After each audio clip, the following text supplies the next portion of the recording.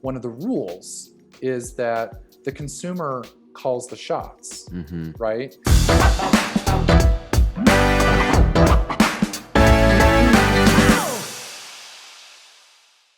Thank you so much, Mike, for hopping on the Creative Haven podcast.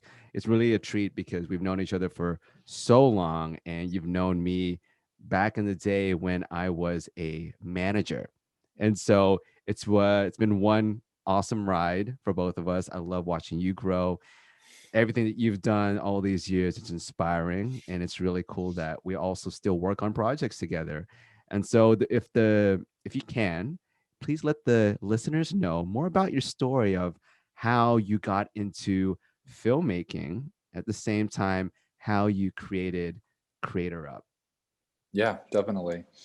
So I fell in love with film as a medium upon graduating college, really mostly, because I'd moved to Morocco to be a teacher and didn't speak the local language. Spent a lot of time in the movie theater and with friends, and most of those movies were in different languages, and I was just blown away by the expansion of my horizons through movies and through films, which was to me reflective of what I had wanted at that time, which was to grow and to expand my mind, and very similar to the experience of traveling. So falling in love with film as a consumer was how I think it all started, and then politically wanting to be able to provide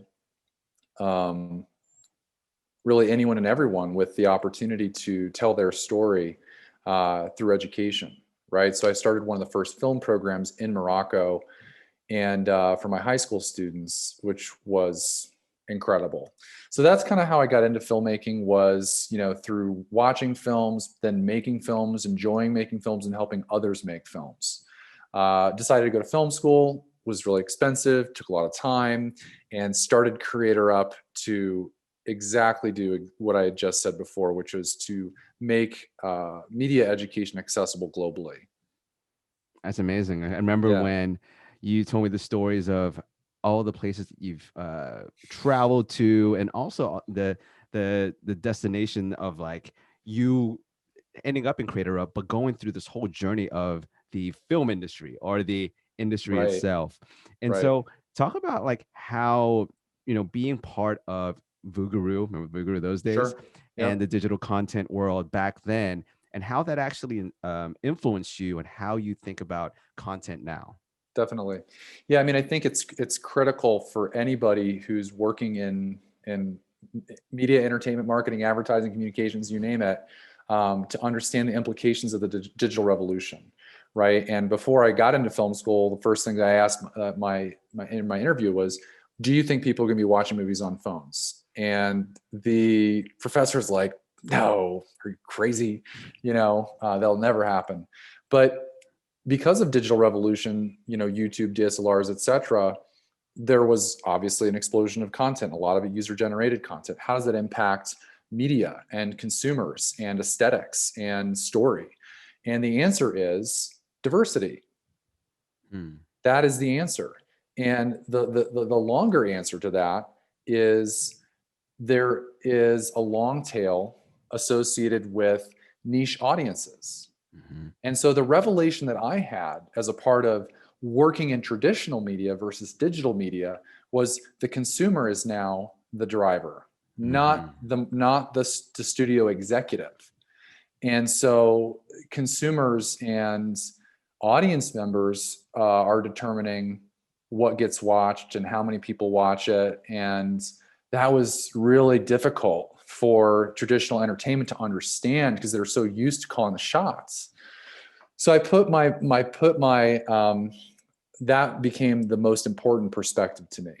And in starting Creator Up, wanting to help that next generation of 1,000 storytellers or 1,000,000 storytellers, because we are no longer living in a world where you need a green light or a yes. And that to me is just really exciting. I totally agree. I remember when that whole shift happened. It was around 2010, 11. I remember when Exactly. I had That's exactly my right. Yeah, I had my first YouTube channel 2008.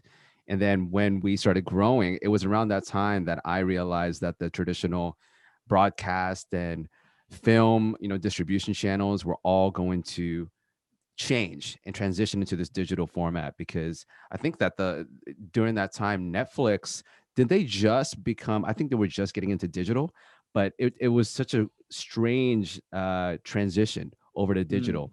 And when you got into, started Creator Up, and I remember you started a kind of like an educational marketplace or platform where with teachers helping people grow with their YouTube channels. What were Mhm. you seeing as kind of like the main problem that people were having when it came to videos and uploading and creating videos for YouTube and for digital? People didn't know what the job was, and I mean that. Like, they Mhm. didn't understand it was a job. Mm. They literally thought, I'm going to do this in my spare time, and it's going to be this thing that like I do for fun. And yeah, kind of. But to your audience, Creative Haven, I would say that, like anything that is going to have long-term value, it's going to require a serious commitment. Mhm. And so once people figured out the job, oh, I have to upload a video every week. Okay, cool. I can do that. Then you start running into, well, what does that mean? Right? And it means blocking off, the time to produce the content, having the ideas, but ultimately what it means is you've made a very clear decision around what you're going to say and Mhm. to whom you are going to say it. And that is the roadblock that 99.9% of the creators in the world never overcome, because Wow, there's that's too much fear.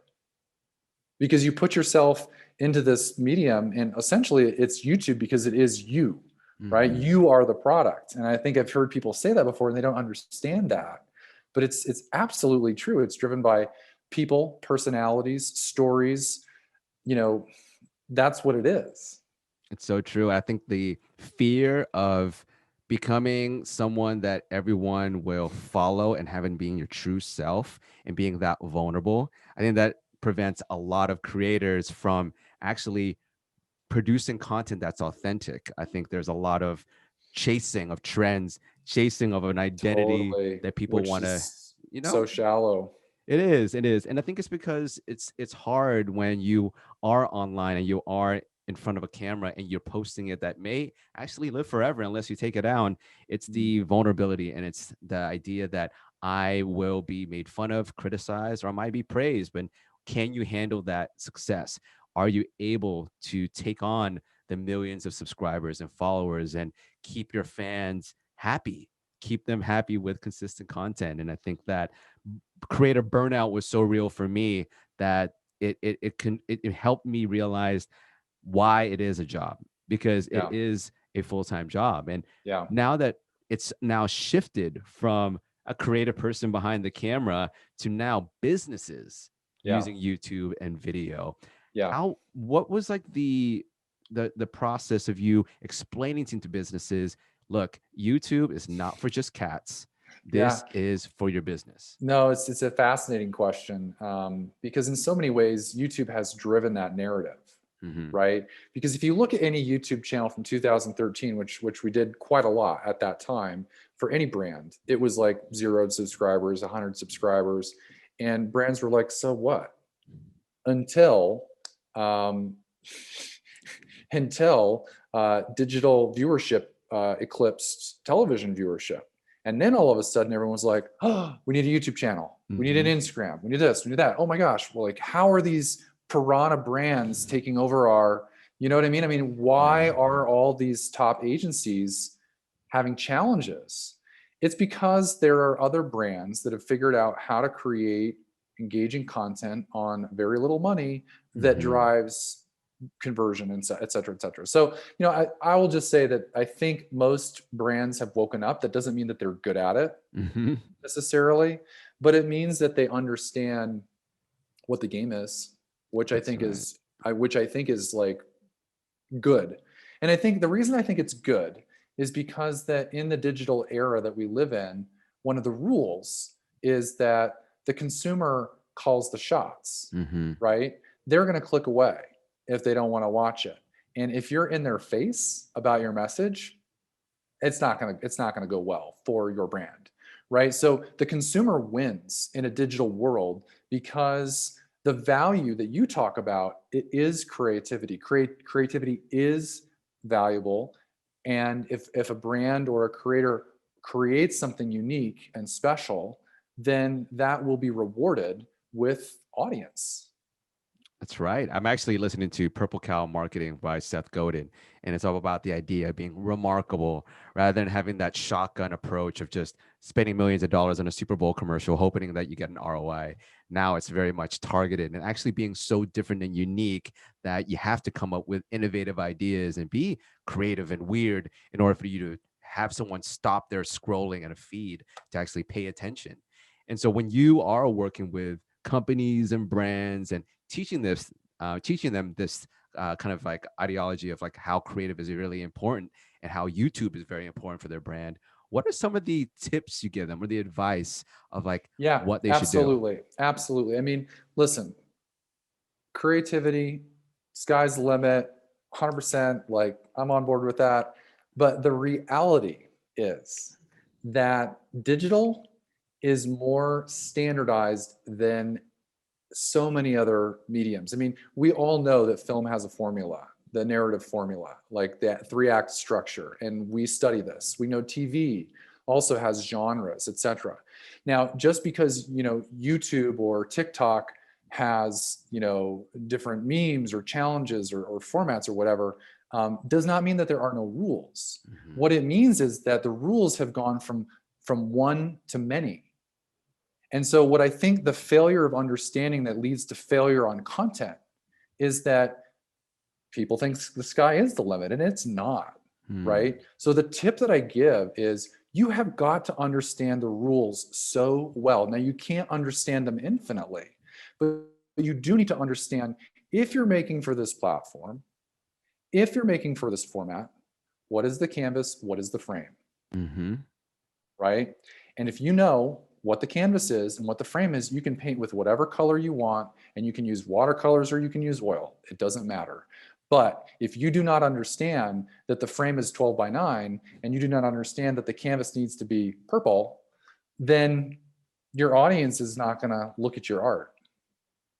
So right, it's the freedom within restriction. I think I've actually had a conversation with so many creatives about this on this podcast. How even with actors and scripts, a lot of actors actually would prefer a script rather than going improv because a script gives them guidelines. It gives them a guidelines. It gives them a set of rules for the scene rather than having to pick from different characters they've played in the past in order for them to fulfill this role. And it's the same thing with YouTube and TikTok and even LinkedIn. All these platforms have different formats. Oh And yeah. now that you've seen this transition from being creative and now having to reach certain KPIs, right, for marketing and dealing with businesses now, like how are you able to how do you balance, between meeting a specific goal for a brand, whether it's more sales, more email signups, or whatever CTA is, and then being that creative innovator? Like, where do you see that balance? Well, I really have to be, I'll be very honest with you on that question. Mm-hmm. And I believe that it's not the answer that you want to hear, Mm-hmm. but I believe that most brands for a very long time, creative has always been this thing that you make and it's a commodity and it's there and it's sort of like, in line with whatever every creative agency does, which is study what's going on in the world, the trends, and then responding to it, right? But really, where brands have been able to reach audience historically has been their paid media, Mm-hmm. right? So they're just going to put a bunch of money behind it, and hopefully the creative doesn't get people upset, right? Hopefully people kind of like it, but creative has always been, in my opinion, an afterthought Mm-hmm. for brands, and something that's almost like we have to do this, but we're only doing it because you know it's brand equity or something like that. You know what I mean? It hasn't been sort of like their first, with the exception of Red Bull and with the exception of, like really focusing on the content and making the content so tied to the brand, which is Mm-hmm. what Red Bull did. and it had huge benefits for them. But Red Bull has become a publisher in Yeah, addition to a brand. And I don't think brands realize they're publishers now, and the content matters.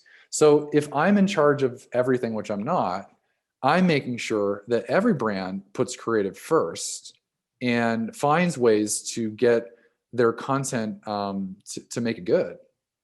that's true. No, it's so funny you say that because I've just had a conversation with a brand and they want to bring people in house. Like the whole idea of bringing a content team in house for a brand to create videos and photos.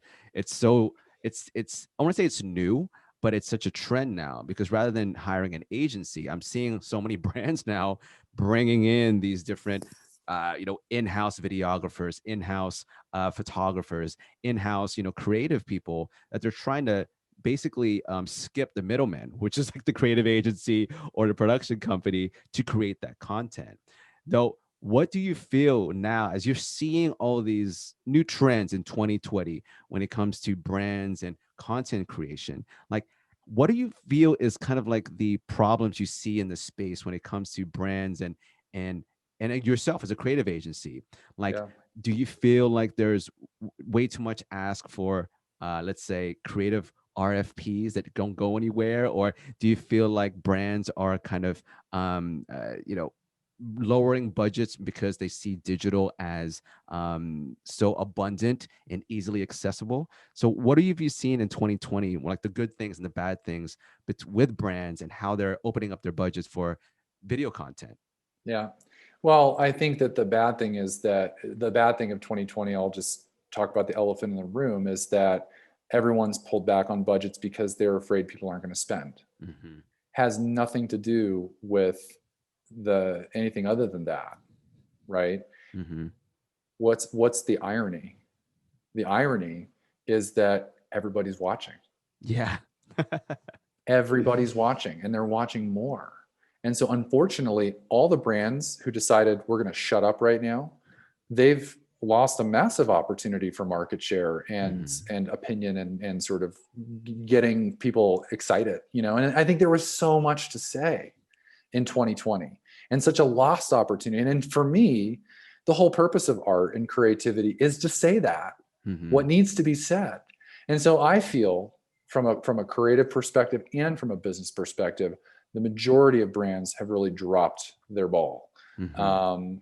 Now we could talk about some exceptions here, and I'm happy to do that. And this Yeah. in this case, like Creator Up had the opportunity to work with YouTube and Colgate, Mhm. and we put together. I think you might remember this, Mitchell, Oh, yeah. a really nice campaign, right? Which told the story of optimism.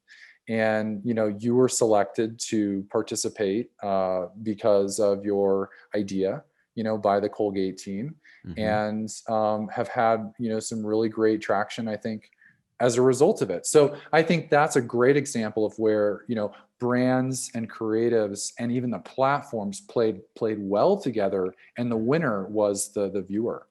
It's true. No, and again, thank you so much for that mention and opportunity as well. I think the way that Colgate handled that campaign with me as a creative and also them as a brand and what they were looking for in their deliverables and also in the messaging, it was clear. And not only clear, but they gave me the freedom to be creative and also gave me guidelines to stick to. And to be able to do that during COVID, it was a very educational experience because I got to learn what could be done in person on set and also Mm, what the messaging what messaging was being valued during that time. This was around August.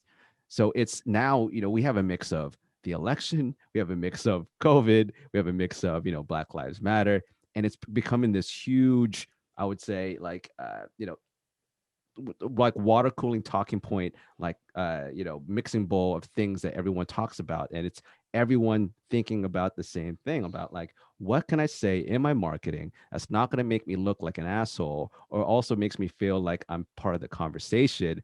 And there's a lot of sensitivity behind it. So have you seen any, I would say, brands are out there that have had to pull back because of something they said that didn't really go well? And is there a way to actually get back that lost audience, or would you be done as a brand? When you do say that one thing that would cancel you out. It's funny. I mean, I got to use PT Barnum here, which Hmm. is that, all publicity is good publicity. Yeah. So I would not agree with this idea that you're done as Hmm. opposite. I think that you took a risk, you made a mistake, people are aware of that mistake, and yeah, you better fix it somehow with whatever you're going to say. But I think the brands that are losing are the brands that are saying nothing, Yeah. whether that be making something that says nothing or not making anything, and then that's definitely saying nothing. So, brands gone wrong. um you know I would have to take a closer look, but brands gone right, I think, are brands that take a clear point of view and are willing to put themselves out there, like rainbow Oreos during Pride. You know what Mm-hmm. I mean? I think those are the kinds of brands that gain real cultural capital. And to your first point around what is successful, I think that, well, first of all, I love the idea that the model that you did, to me, solves so many challenges that brands and creatives have, in Hmm. that you immediately are finger on the pulse of what people are thinking and saying. So all that sort of like agency insight baloney kind of goes away, because you're a boots on the ground creator, right? And Hmm. you're thinking and having ideas, and so it solves the creative and it solves the production, because you're a creator, so you make Hmm. stuff, right? And so, I think if brands want to take more of a calculated risk, they can still vet and have a voice and all that stuff. But like, let's start working with creative people who may not be, your traditional formats. you Yeah. know Exactly. And do you feel now that you're, it's late in the year, and you've gone through all these different types of brands that you work with this year, and you found, the successes and of course the failures, and you've seen everything left and right, online and offline. Like, do you see like a different change in 2021 because of let's say new I don't want to say new people in power because we don't know yet, but just like, is there a new optimism? Do we see a change in the way that we're messaging now coming into 2021, or do you feel like it's unpredictable? Like, it's just like we don't know what's going to happen. No, I mean, I'd love to point to an example here of something different and Hmm. something that's unique. An app out there called Pop Shop Live, Hmm. and it's a startup. And what they do is they help small businesses sell online, almost like Home Shopping Network, but live streamed content. Now, small and medium businesses aren't producers and are Hmm. not used to live streaming or being on a show. But what this app has been able to do is provide some real powerful distribution outside of your brick and mortar. And so, from my perspective, you will be seeing massive trends toward live and live streaming. Hmm. And we have notes regarding, even some of our clients say that the students prefer 90% of students prefer live, right? So even in the world of education, we know that. So look for more live, I Hmm. think, in Hmm. 2021, and be a live player, right? Yeah. What are you doing that's live? I mean, sports kind of went away for a while, right? As did Hmm. many other live things. Who is filling that void, and Hmm. what is it being filled with? That's right. And now, speaking of which, with that brand or that company helping other brands use live stream, and working with yourself, working with brands, and having to come up with creative and innovative ideas. When you have to come up with, let's say, a pitch or a new idea to pitch to a client, how do you get into your creative flow? Like, how do you break away from your CEO hat and think more creatively back to your filmmaking days, your creative days, and artist days, in order for you to come up with that new spark and idea? Yeah, I mean, I'm boring. I'll just say that. I'll just say No, that, you're like, not. I think, and boring in my answer, in that I think if you want to be creative, that you need to your head has to be in a good place. Hmm. And the best way to put your head in a good place is to be healthy. Hmm. You know this and appreciate this. Eat Yeah. well, exercise, like make sure that you're doing things that give you the headspace to be able to have a thought, right?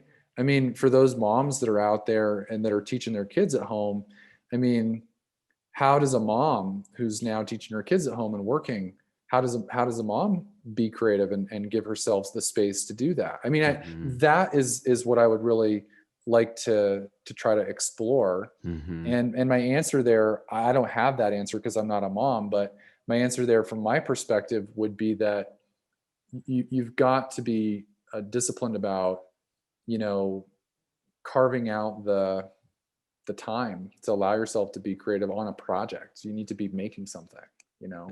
That's right. Because I remember we've taught a few classes together, and one I really appreciated was one when we were teaching a certain brand, and you were able to, on the beat, like randomly, reading the audience, you were able to stop the presentation and say, hey, by the way, everyone, let's come up with an idea. Now you're really great at reading the audience and really reading people, and then coming up with an activity or a question to really pique their interest and get them engaged. And I really appreciated that every time we were teaching together. And I think that comes from a lot of practice. Like you've done this over and over, and you've taught it over and over and over again. And now, as you are always teaching, you're always in that mode. How do you balance between being a teacher and a creative, as well as being a business person? Because I Hmm. know that there is a slight balance when when you are a business person, and you need to figure out, how am I going to get this person to buy my services, but at the same time, how am I going to teach this person so that they're also learning something that's useful? At the same time, how can I teach something that's innovative and amazing? Hmm. Yeah, no, I mean, I think teacher, business, creative, they definitely all go together. I would say Hmm. me personally, I do think about myself as a teacher first in all the things that I do, whether Nice. those be business or creative. And maybe to answer your question, we all need to think about that, right? In terms of who do we want to be first and allow that to kind of be our perspective. And the reason I like teacher is because I think of myself as a lifelong learner. And to me, if I'm not learning something new every day, that to me, I've sort of, kind of lost the meaning of life. So to answer your question, balancing those things, I always seek to be helping others with information or insights. And I've consistently found that the results that I get back from doing that are well over what I've given, right? So and then the creativity and the business piece, I think just are applications for for Hmm. for learning, right? So that might be a bit of an ambiguous answer, but I'll just say that thinking of myself as a teacher first has really helped to guide how I see the world, how I stay creative, and how I grow, how we grow our business. It's so true. It's being of service at the end of the Being of day. service is a wonderful way of putting it. Yeah, and I think that's the a true like characteristic of a leader.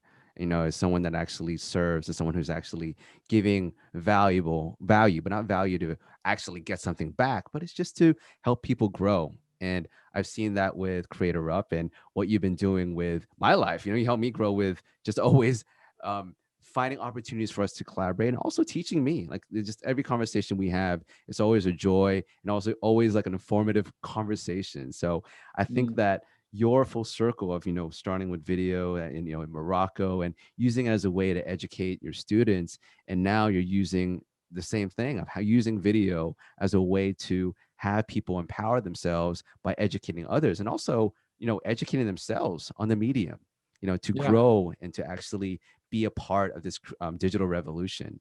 So absolutely. it's, And I want to end with a message, at least from me, which yeah. is that I believe media is moral. Hmm. And I believe that if you are not in a place where you either understand what is being told to you through media, first of all, media literacy, that we have a problem. right, in society. Like, we need to improve people's understanding of how media gets made so that they understand who is this message being said to and for what reason, right? But second to that, the deeper moral focus that I have as an educator and as a business person is that I believe that living in this digital economy and world that we do, that media is the dominant format. Digital media, video is the dominant format. And if the people that we're teaching and that are working out in the world, us, don't know how to use that medium for ourselves to say something, then we don't exist in the conversation. And therefore, you've created a really almost hierarchy of a digital hierarchy. People talk about the digital divide, who has access to internet, who doesn't, but who's making messages, right? And who's not, and why. So my call to action for every creative person is to not just get your story out there, which, yes, it's important, but so please empower others to do the same so that we can live in a world that everyone's heard. Yeah, my vote, just to let you know. Mic drop right there. That was the best way to end, the conversation. Because honestly, I do agree with you. Thank you, Mike. Oh my gosh. That was inspiring. That to me. Well, media is political. It is political. I mean, look how it is now. Even now Yeah.